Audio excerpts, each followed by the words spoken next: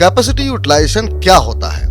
कारोबार जगत की खबरों, किसी कंपनी या देश की इकोनॉमी की चर्चा में आपको कई बार कैपेसिटी यूटिलाइजेशन यानी क्षमता के इस्तेमाल जैसे टर्म सुनने को मिलते होंगे। आज गुरु आपको बताएंगे कि आखिर इसका मतलब क्या होता है। किसी देश या इंडस्ट्री के द्वारा किसी समय में मैन्युफैक्चरिंग और उत्पादन क्षमताओं के इस्तेमाल को ही कैपेसिटी यूटिलाइजेशन कहते हैं। इसमें इस बात की तुलना की जाती है कि किसी दिए गए संसाधन के साथ कितना उत्पादन हुआ और अगर पूरी क्षमता का इस्तेमाल होता तो और कितना उत्पादन हो सकता था।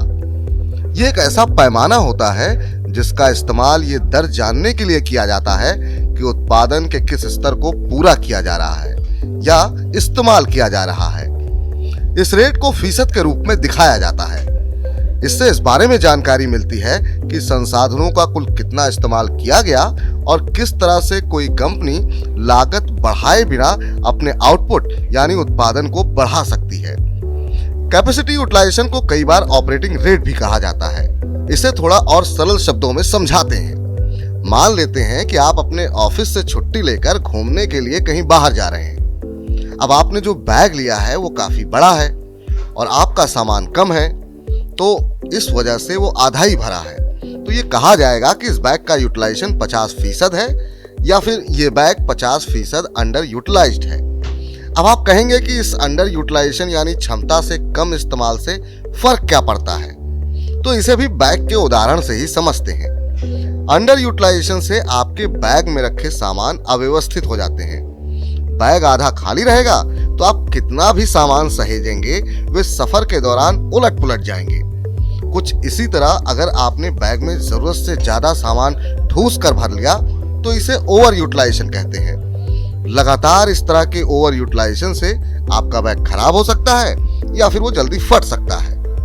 अंडर यूटिलाइजेशन या ओवर यूटिलाइजेशन के मामले में कुछ ऐसा ही हाल किसी कंपनी या इकोनॉमी का होता है।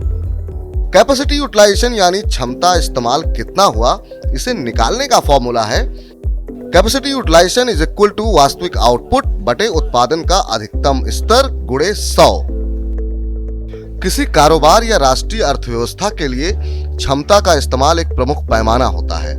यह इस बात का संकेत होता है कि किसी दिए हुए समय में कोई संगठन कितना सक्रिय या निष्क्रिय है। और आखिर में गुरु से एक और काम की बात समझ लीजिए।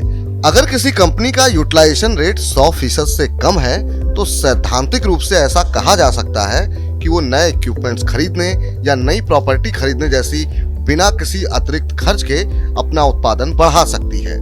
आमतौर पर जब कैपेसिटी यूटिलाइजेशन 75% से ज्यादा हो जाता है तो उसके बाद ही कंपनियां नए प्रोजेक्ट्स के लिए कैपेक्स प्लान करती हैं।